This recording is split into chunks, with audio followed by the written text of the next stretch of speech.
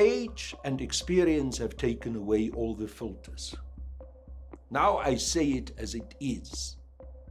And if they don't like it, tough shit. We hardly have aircraft in the South African Air Force that can defend and protect our airspace. So the disaster that we face with is we cannot defend our airspace. We cannot defend our territorial waters. I want the people of this country to know there is no National Defence Force anymore. It is collapsing.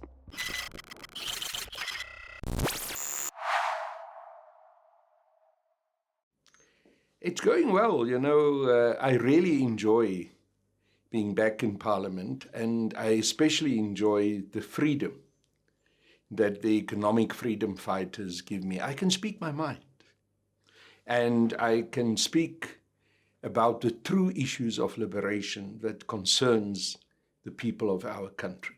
I've said many times before that in my whole long political life, and I've been involved in politics now for 45 years, I've never been as happy as I've been in this period that I've now been a member of the Economic Freedom Fighters.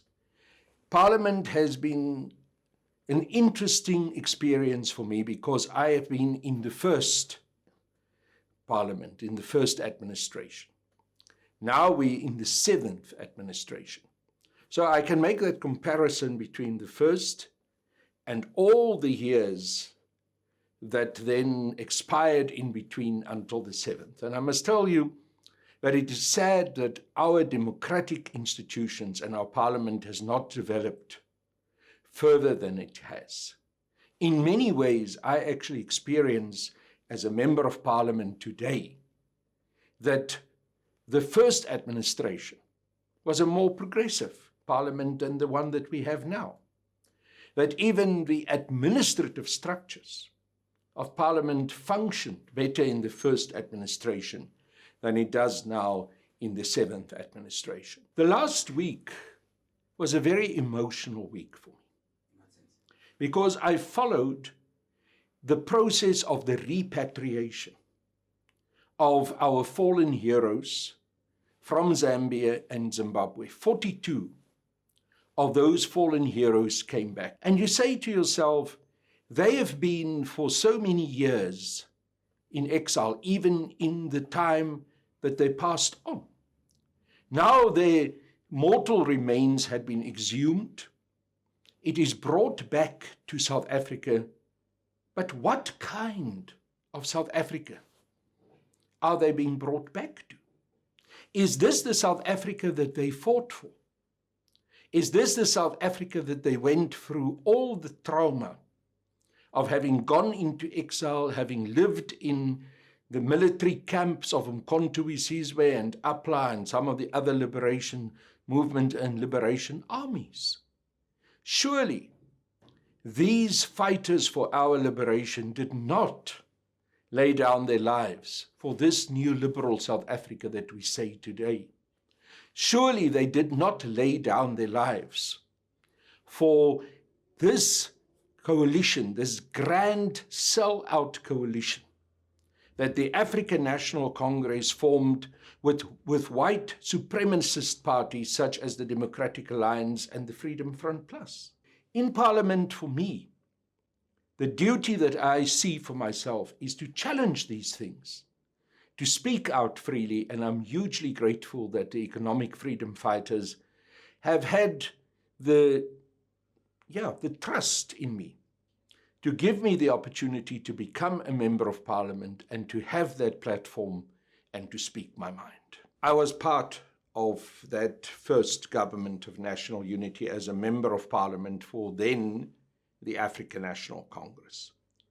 But there's very fundamental, significant differences between the government of national unity that was formed by Nelson Mandela and the ANC in 1994. And the first thing that I must emphasize is, remember, the interim constitution that was adopted in 1993 said every political party that had a certain threshold of support had to be part of a government of national unity. So it was constitutionally prescribed. Secondly, the African National Congress was an overall majority party. It had 64% of the vote. So it was not a minority party such as the ANC is today after these last elections. The ANC could have governed without calling on any of those other parties to participate.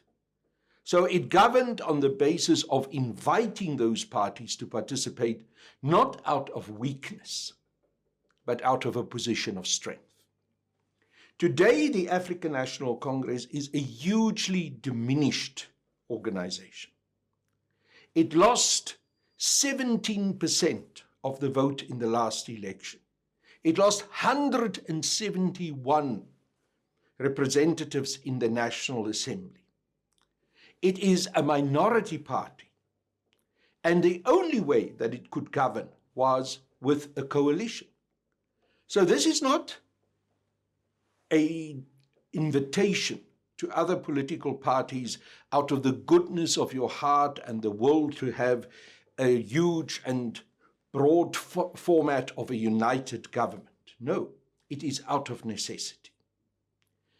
And then we must understand that this government of national unity is a direct betrayal of the ideals that the national liberation struggle in South Africa stood for all about. It is a betrayal because it is a coalition with white supremacists. The DA and the Freedom Front Plus are white supremacists.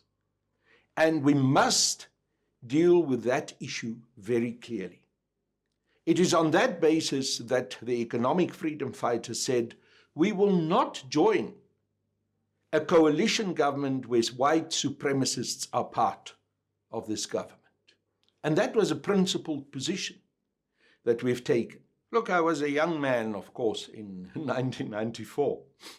When I look at some of those pictures, I can smile at my youth and sometimes also the naivety of my youth. Because in 1994, I still believed that it would have been possible for us to eventually change those unpalatable compromises that were made during the CODESA negotiations.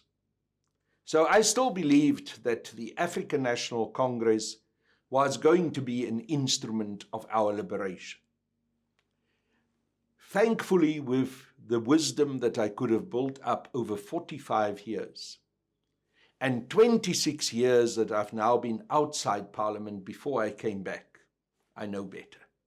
Today, I've got that history and experience that tells me the kind of things that the ANC had done then was the death knell of our hope for liberation under the African National Congress. I can today see and understand how the ANC over decades had sold out. So if you ask me what is the difference, age and experience have taken away all the filters. Now I say it as it is. And if they don't like it, tough shit. Well, my concern is that we, in terms of our constitution, should have a South African national defense force that must protect the geographical borders of our country and the national sovereignty of our nation. That is what is expected throughout the world of national defense forces. And the experience that I've had since I became now a member of the Portfolio Committee for Defense and Military Veterans, and I've looked at the presentations of the South African Defense Force, all the various armed forces, the Army, the Navy, the Air Force, and the medical services of the South African Defense Force. I've come to the conclusion that under this ANC government, all of those institutions of the SANDF had been so poorly run. There was such terrible maladministration there were such terrible decisions, even in terms of the arms procurement package of 2009, where very expensive and highly sophisticated weapons were purchased. But there was no understanding that you need to have a budget in order to maintain those weapons, that there are maintenance programs that needs to be continued and upgrading that needs to be continued if those weapons are to continue to be operational. And all of that has failed. So today you have a South African Navy that doesn't have a single frigate that can actually go into the waters of South Africa and defend our territorial waters. We don't have a single operational submarine. We hardly have aircraft in the South African Air Force that can defend and protect our airspace. So the disaster that we face with is we cannot defend our airspace. We cannot defend our territorial waters. Now, how did this come about? We had an effective, relatively well-functioning Navy. We had an effective, relatively well-functioning Air Force as we moved from 1994. But we started to allow some of the most critical elements of the SANDF to be privatized. What happened was that there was a huge amount of research and development encapsulated in the South African National Defence Force and in parastatals such as the NEL and Armscor. But then we went for the privatization model, and we allowed white military officers, most of them who were part of the old apartheid South African Defence Force, to take those intellectual properties that should belong to our nation, remove them out of our South African National Defence Force, and embed them in private companies. The little money that we have in the South African Air Force and in general in the South African National Defence Force gets misappropriated. That very same general Lieutenant General, who sat there sipping his cognac, telling us, well, I'm afraid people must freeze there on the N3 because we don't have the equipment to fly. In the same week that he said this, with the limited budget that he has, because this is what these top generals, top commanding officers of the SANDF always does.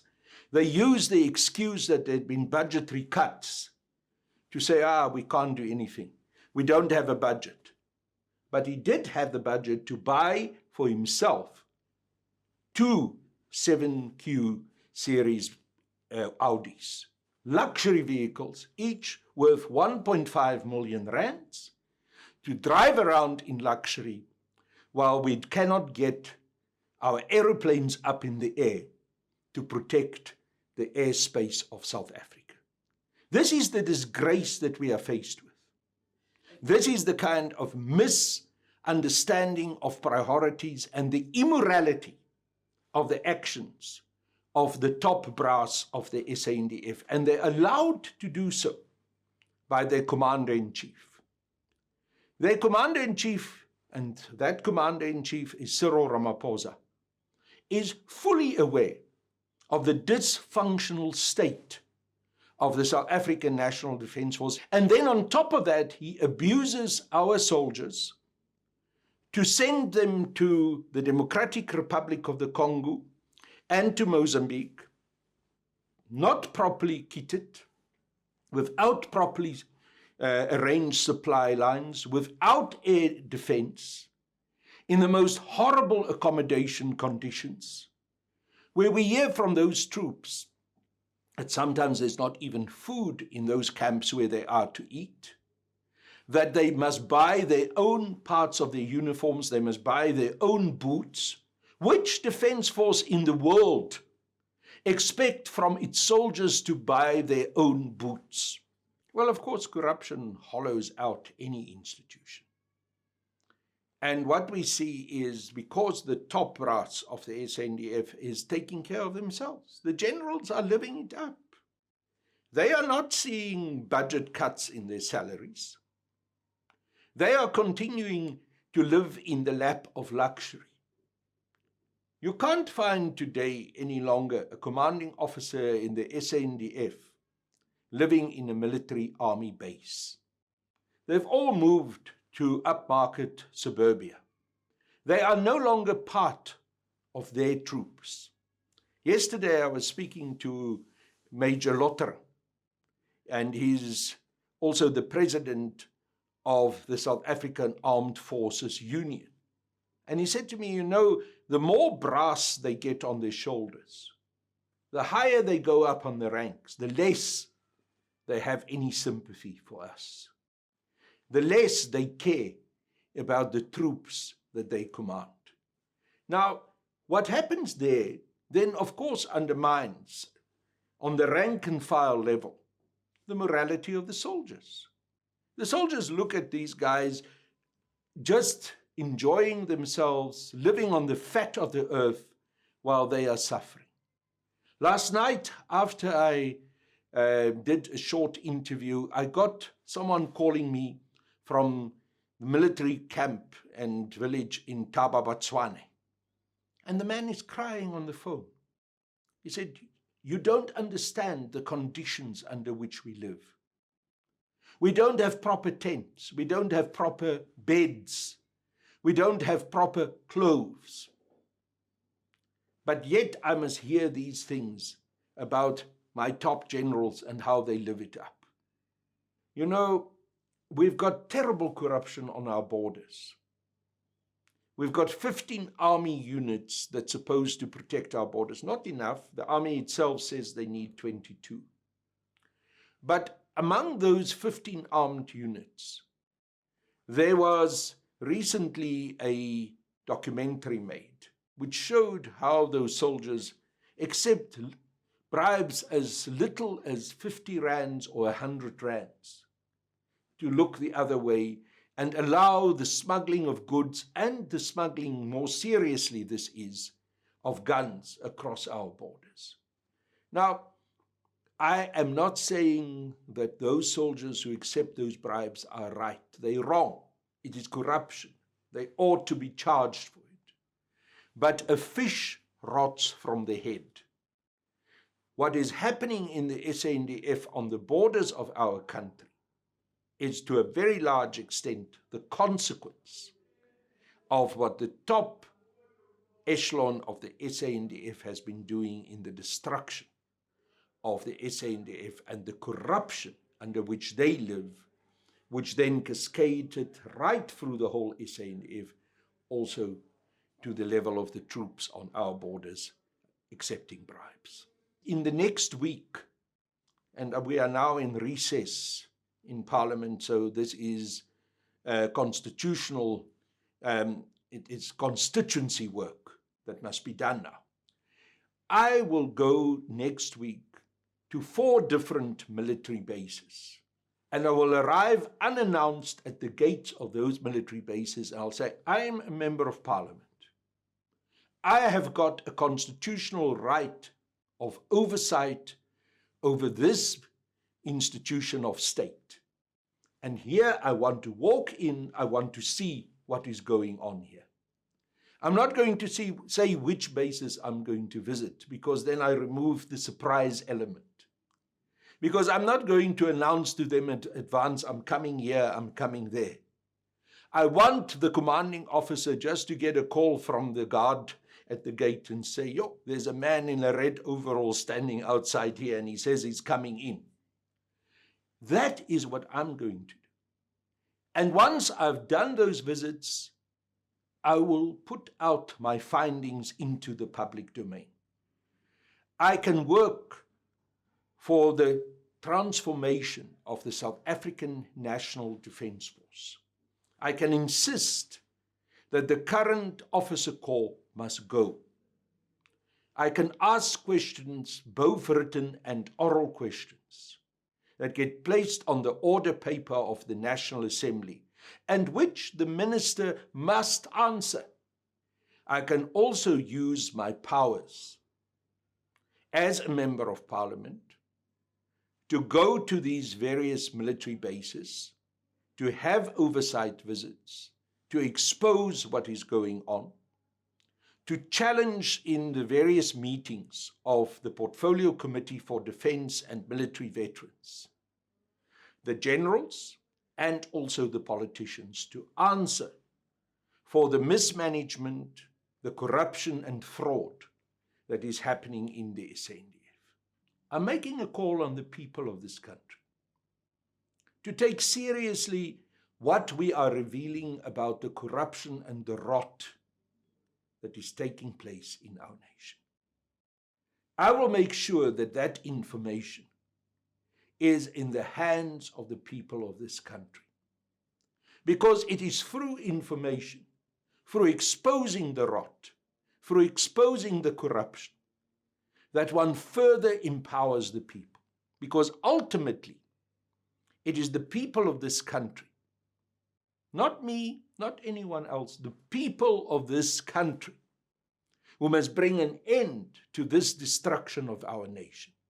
I want the people of this country to know there is no National Defence Force anymore. It is collapsing. You know that the executive will try to prevent the legislature from exposing their follies.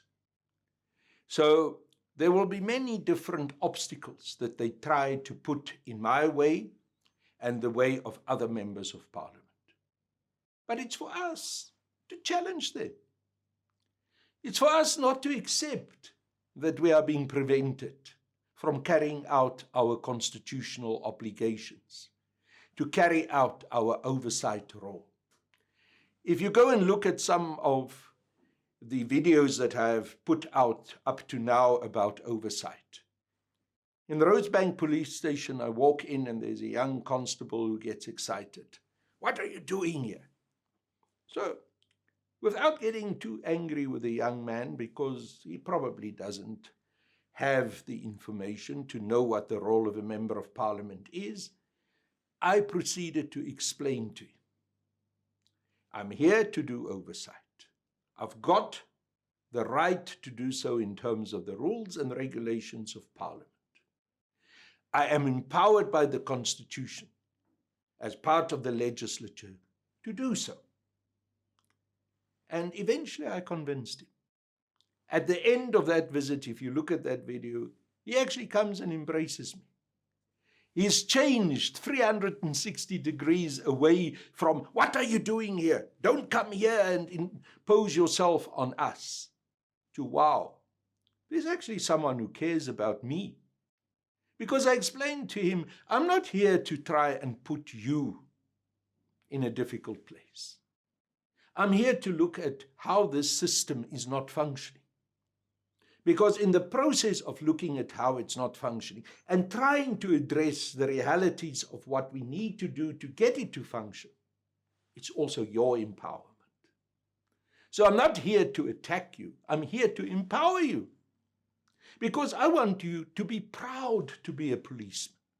I want you to be able to do your job and care for the community in which you are posted to work as a policeman.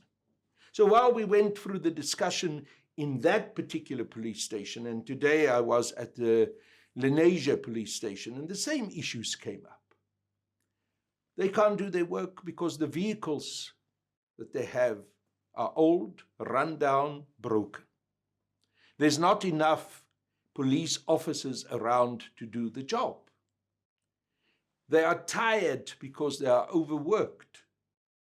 There's corruption that eats away at the moral fiber of the police force. I want to talk about those things. I sat for 2 hours today with the acting commanding officer in Lenasia, talking to him about the issue of corruption in the police force in Lenasia. The fact that police go to Nana's farm, which is one of the informal settlements on the border of Lenasia, and go to the taverns and demand protection money. And how can we bring an end to this? So these discussions are critical discussions. And I'm taking all of this information that I'm getting from these engagements back to Parliament. As a public representative, I must act in public. What I'm doing cannot be a secret. When I go to talk to a commanding officer in a police station where there are serious allegations of corruption, I must talk to him in public. I must have it on camera, what I'm saying to him, what he says to me. When I go to a clinic, like I did this afternoon to the Lenasia clinic, I must be able to engage with the head of administration of that clinic. And you know, one can talk all the negativities all the time. But this afternoon, I left the Lenasia clinic with so much hope, because I engaged there a young lady who is the head of administration, Mrs. Kekana. She spoke with so much knowledge about her work.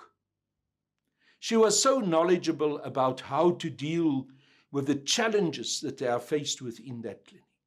She understood so well what the physical limitations of the old building is that she is working in. And this is the hope that I have. That despite all the problems that we have got an amazing capacity in our South African nation to rise. We have a huge ability to overcome the challenges that we are faced with. But then we must be honest with each other. The essence of what Mrs. Kekana was doing this afternoon when she engaged with me was she was honest. She didn't lie to me about the problem she's faced with. But the beauty of what she was doing was she told me the problem. She explained to me what she thinks is the solution. And those two components, that is where the future lies for us. And that is what I want to take back to Parliament. Yes, here's the problem. This SANDF is collapsing. That police station is not functioning. This police officer corps are corrupt. Problem? Here's the solution. This is what we must do in order to save the situation. This is how we're going to turn the situation around. And that's the challenge that I will continue to bring back to our National Assembly and to our various legislatures throughout the country.